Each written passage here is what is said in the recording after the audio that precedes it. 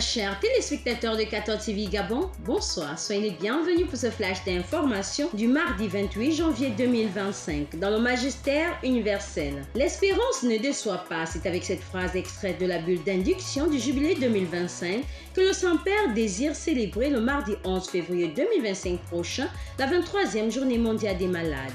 Pour le pape François, la présence de Dieu auprès des personnes qui souffrent passe d'abord par la rencontre. C'est pourquoi l'on dit que la douleur porte toujours en elle le mystère du salut.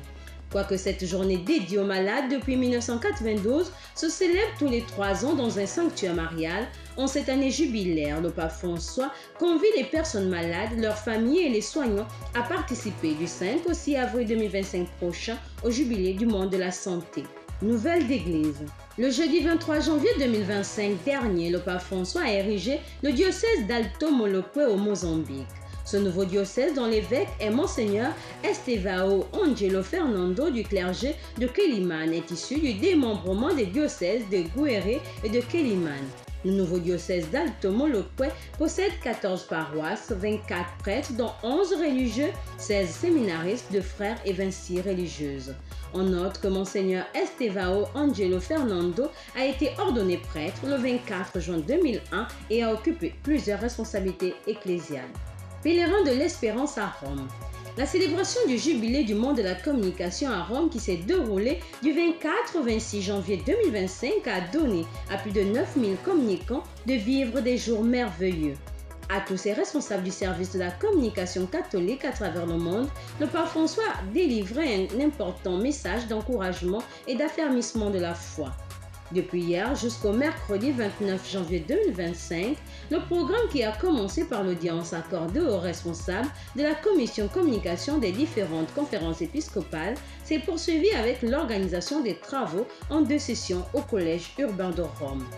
L'objectif est le partage d'expériences des différentes initiatives des églises locales en matière de communication. Outre les conférences, il y a aussi le travail en atelier, une véritable démarche synodale. Cette seconde journée s'est conclue par la messe à la basilique Saint-Pierre, présidée par le cardinal secrétaire d'État, son éminence Pietro Cardinal Parolin. Église en marche. Ce fut au cours du week-end écoulé que la coordination pastorale des jeunes de l'archidiocèse de Libreville a organisé une caravane jubilaire avec les jeunes du doyenné Notre-Dame de la Route. Ce pèlerinage a débuté à la paroisse Saint-Thomas d'Untum avant de se poursuivre à la paroisse Notre-Dame de la Miséricorde de Coco Beach.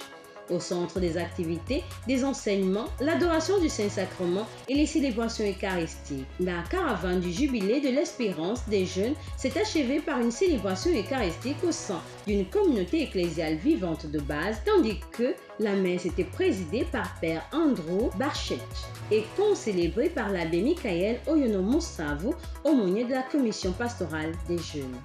Le samedi 15 février 2025 prochain aura lieu à la paroisse Notre-Dame des Victoires dans le doyenné Saint-Joseph la 23e édition de la Journée des Guetteurs. Le thème de cette grande rencontre juvénile est « Ceux qui mettent leur espérance dans le Seigneur marchent sans se fatiguer » Isaïe 40, 31. Cette journée de prière consacrée aux intentions de prière des jeunes du Gabon réunira tous les jeunes des coordinations pastorales des paroisses de l'archidiocèse de Libreville et toutes les personnes de bonne volonté autour des enseignements, d'écoute, de partage et d'adoration du Saint-Sacrement. Allons dans le diocèse de Port-Gentil.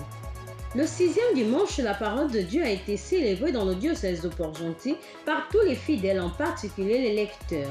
Mais avant cette célébration, une journée de recollection a été organisée le samedi 25 janvier 2025 par les responsables de la commission liturgique à la paroisse cathédrale Saint-Louis dans la salle des martyrs de l'Ouganda en vue de se préparer pour mieux vivre cette journée, mais surtout pour une meilleure redécouverte de la parole de Dieu. C'est le père Herman Beuz qui a été l'orateur de cette rencontre dont le thème est « L'ignorance des Écritures, c'est l'ignorance du Christ ». Le même samedi 25 janvier 2025, fête de la conversion de l'apôtre Paul, le père Herman Beuz a présidé une messe à l'intention des auditeurs de la station radio Sainte-Marie du diocèse de Port-Gentil.